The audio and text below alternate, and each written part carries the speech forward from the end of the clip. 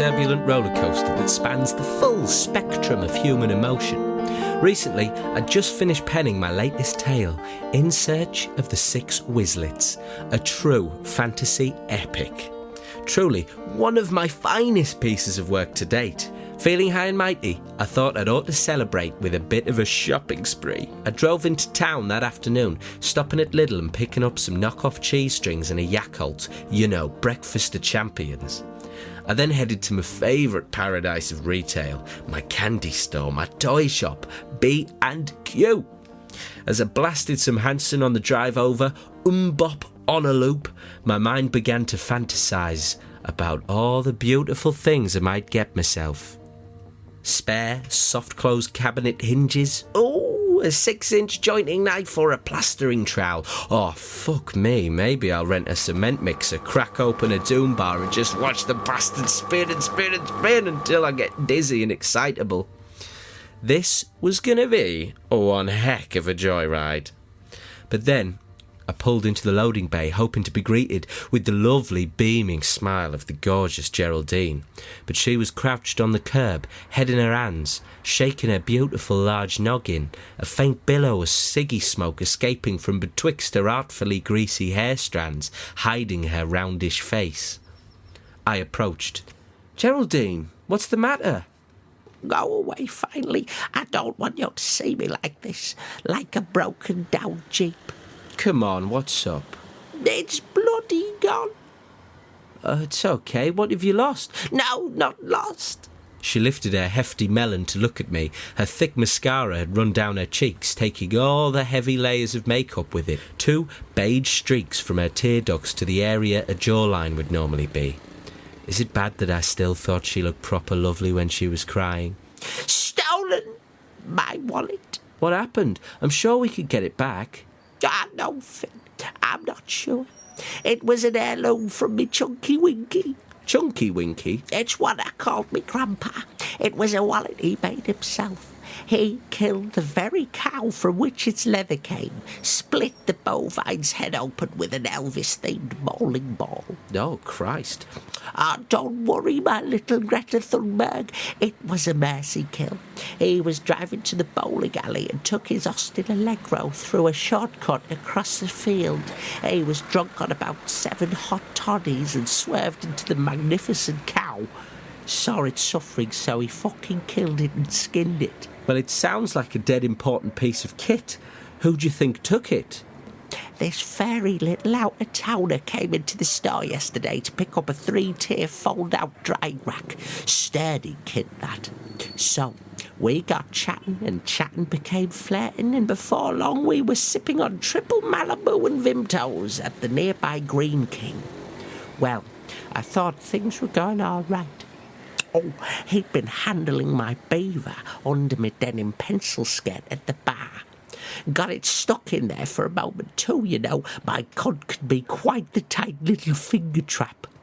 He was a handsome little furball, and I can't take that skirt back to Burton now. Fucker made me cream all over it with me fanny batter. I'd throw the receipt away, but it's in me Chunky Winky stolen wallet.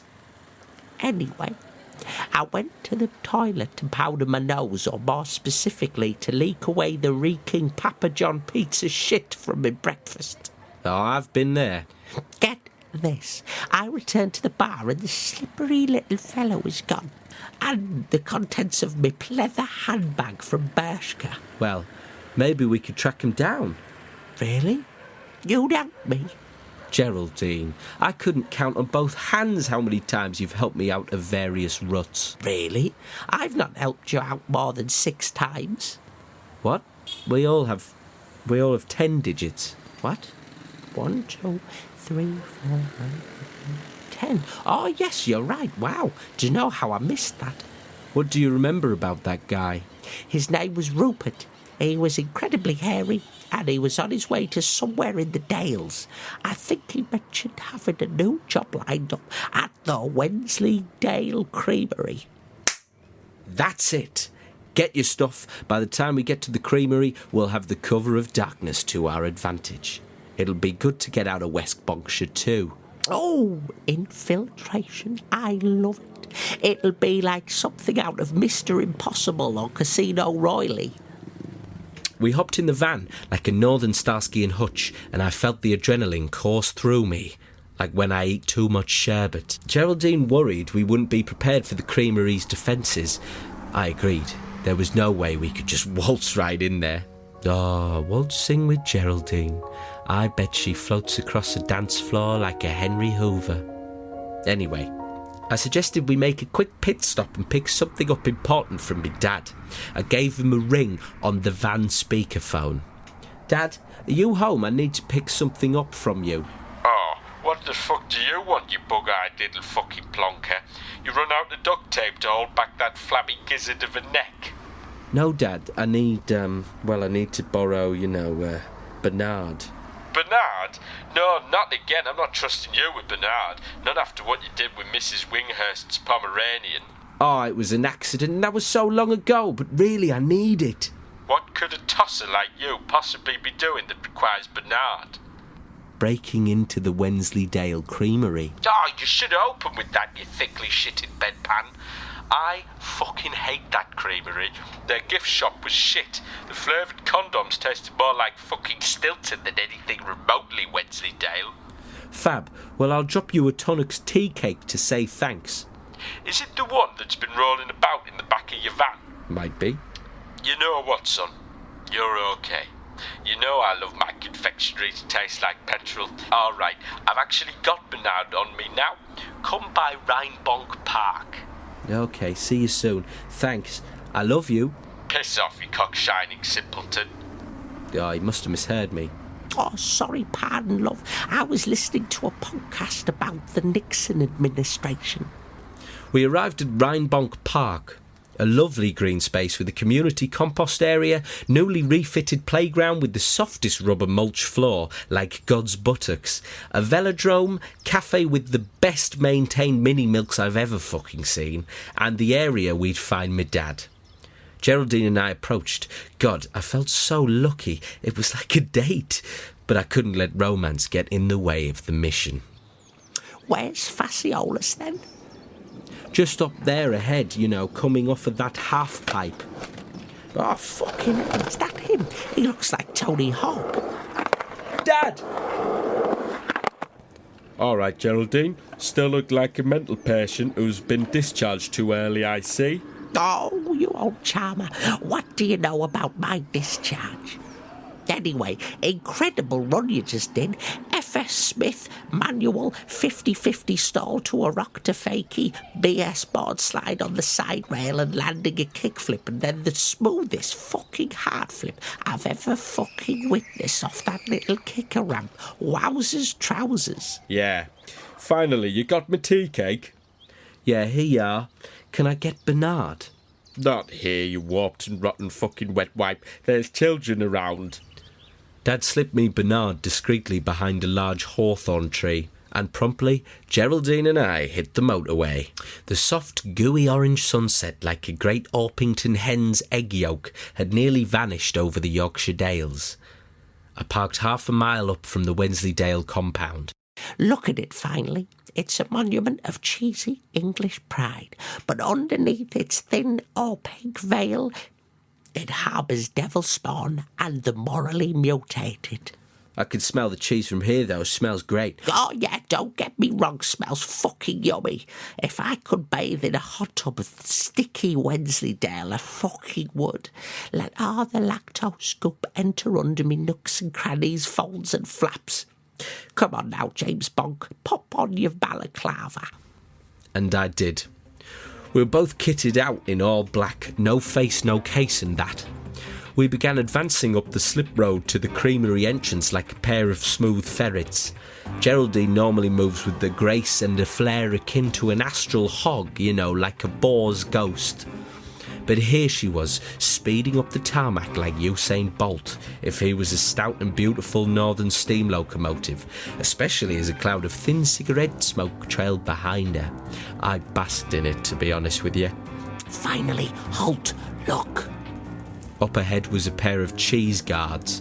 We could only make out their silhouettes under the outer lamplight of the visitors' entrance. They were quietly chatting, probably about cheese or something, and obviously expecting no company that night, but they were, both holding AK-47s. Geraldine made a series of hand signals to me as if assembling some invisible origami, but I knew what she meant. She handed me a breeze block and we split up, and both taking cover either side of the guards, Geraldine behind a Hyundai i10 and me behind the hood of a baby blue Kia Picanto. I awaited her signal and listened into the surly guards. Did you listen to Bright Future in the end? Yeah, I did. Adrian Lenker is certainly refining her songwriting while exploring different modes of sound and production. It reminded me of hearing Martha Wainwright for the first time, some empowered yet incredibly personal lyricism. Yeah, it's a good one. Not gonna lie, I still prefer Abyss Kiss. I prefer her descriptions and meditations on the introspective experience of relationships. That's fair.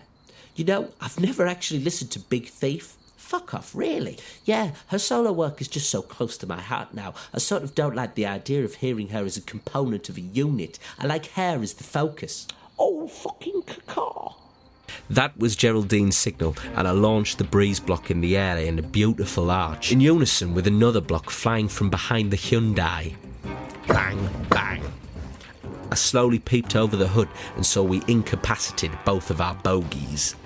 I ran out from behind the hood and rendezvoused with Geraldine. Beautiful arm on you there, Finn. Thanks.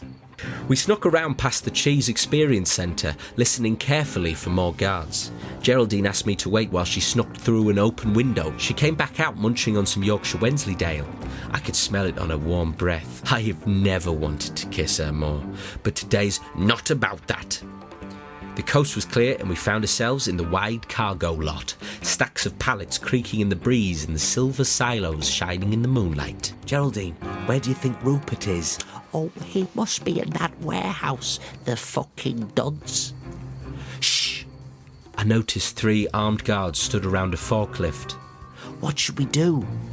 Geraldine winked at me and procured 3 cheese knives from her pocket she had just swiped from the Cheese Experience Centre.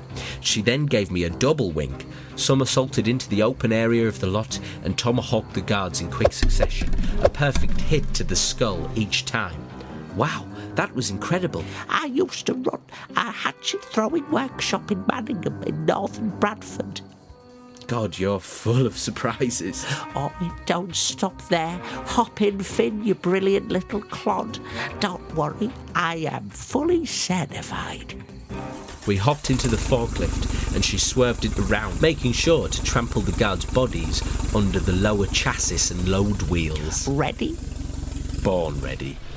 We charged at the doors of the warehouse, busting through them like a 4-wheeled, 2-pronged Pegasus. The dim naked bulbs of the warehouse illuminated the many shelves of beautiful fresh cheese. Stood in the centre, clad in a boiler suit and brandishing a broom, was a short, hairy as fuck man. Rupert, you greasy fucking yob. Jerry? She took her balaclava off and disembarked the small industrial load-bearing truck and approached. Where's my wallet? I don't know what you mean. Hand it over. Okay. Let me pop me broom down. It's in me back pocket. Place the item in my palm. I watched, my heart beating in my chest like I was the newest and unfittest member of a synchronised swim team. It's right here. Rupert produced a switchblade from his back pocket and grabbed Geraldine. Geraldine! Unhand me, you crooked little fuck. Give me one reason why I shouldn't split this bitch's neck open. Because you might contaminate the cheese and you'll have to stay late cleaning up. Ha! Get out of here, you fucking squib, if you know what's good for you. I levelled my weight and balance. I suddenly felt the weight of Bernard in the waistband of my mid-wash slim-fit jeans from George Asda. The cheese paradise I was in washed away and became the backyard of my childhood home. I pictured myself looking out from the upstairs bathroom window as a 9-year-old, the time I found Bernard in my dad's sock drawer when I was looking for my jammy Dodgers he confiscated. That upstairs window was like the grassy knoll from which JFK was shot. Instead of Rupert the hairy cleaner, I pictured Mrs. Winghurst's Pomeranian. I'll slit this fucker's throat. Get out of here. But I didn't hear Rupert say that. I heard the meek bark of that Spitz breed dog. And like a lightning's flash, my empty hand was holding Bernard, my father's gilded Desert Eagle, a single-action gas-operated semi-automatic pistol. And before Rupert or the imagined dog could bat an eyelid, I squeezed my index finger and... The backyard of that downtown Porkborough house faded away and I was back in the warehouse. I realised my eyes were shut tighter than the icy lips of a nun's ninny. When I opened them, I saw that where Rupert's right eye once was, now stood a bleeding hole. The bullet had split through the air and smoke of the cigarette Geraldine just lit while being held hostage.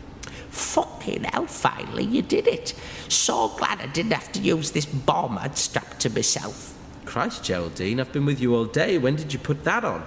Oh, I had it on anyway.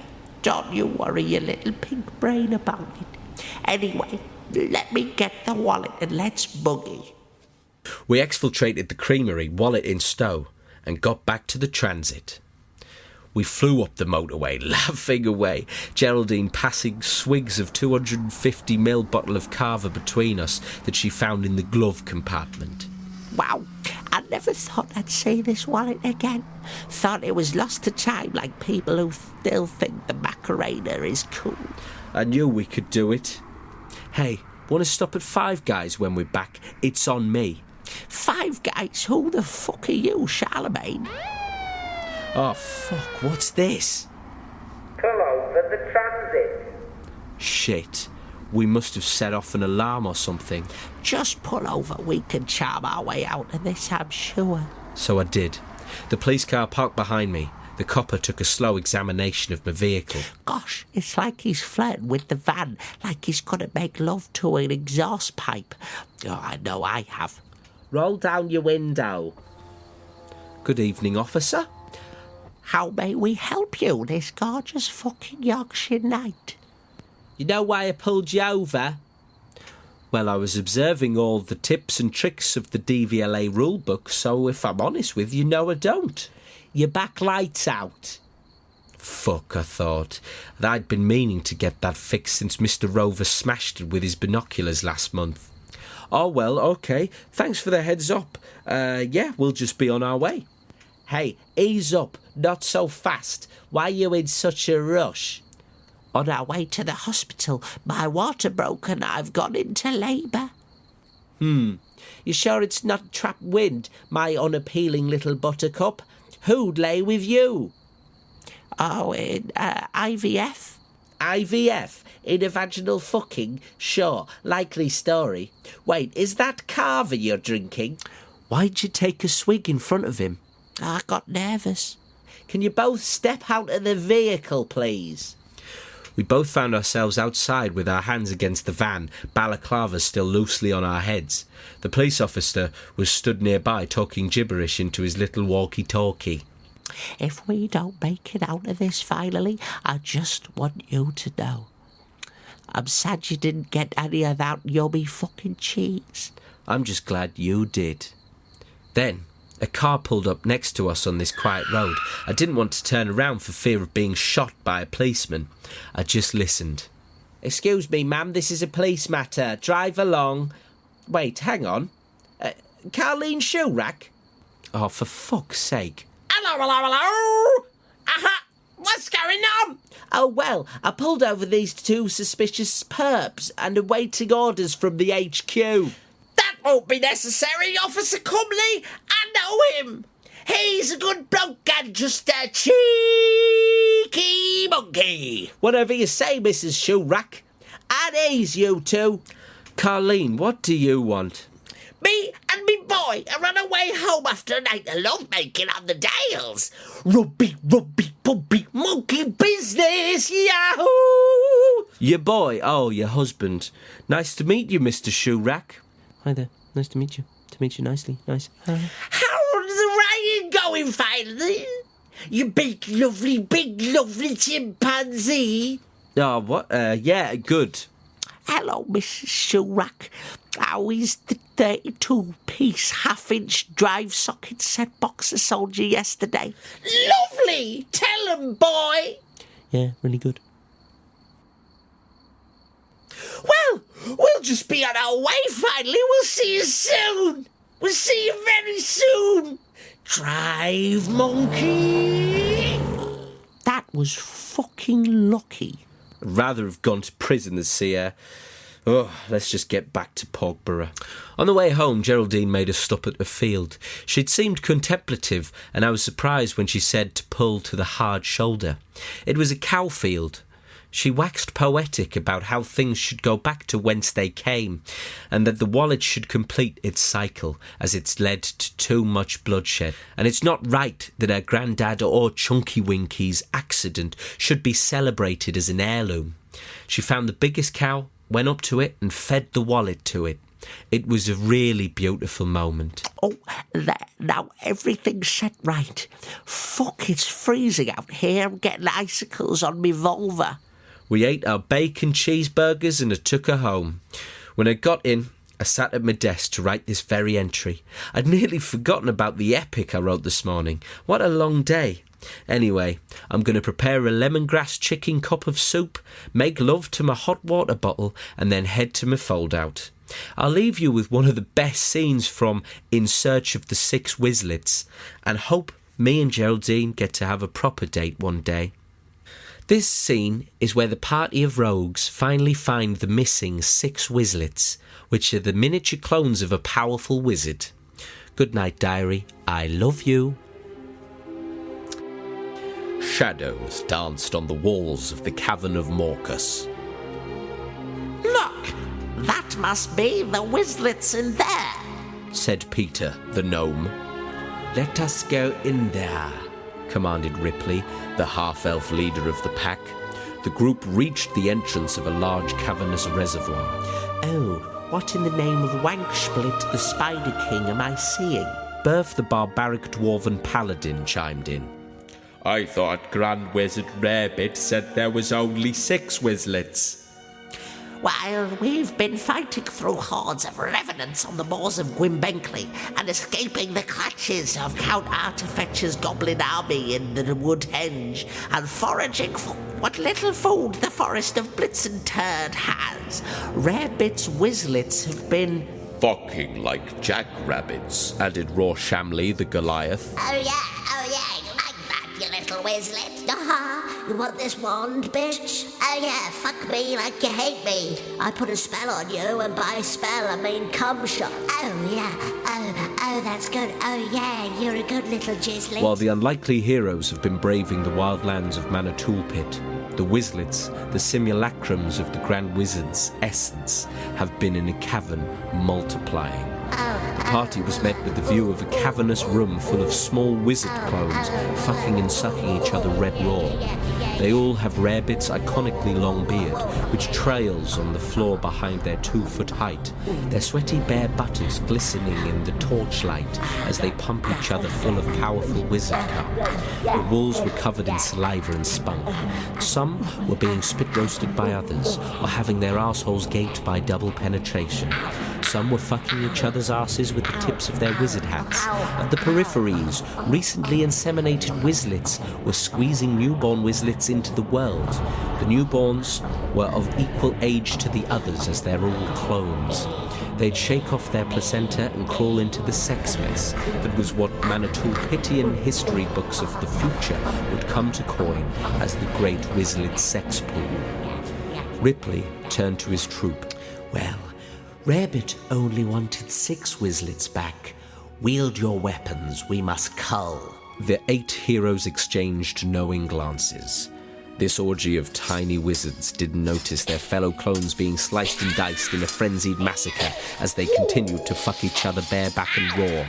The party painted over the cummy walls with the fluorescent grey blood of the Wizzlets until only a sextuple of Wizzlets remained, still unaware of the heap of all the dead simulacra to the sides. They were too busy frotting, scissoring, cum-swapping and screeching in their piercingly high-pitched tones with euphoric joy. With the 6 Wizzlets left, it was time for the party to go home. End of Act 2.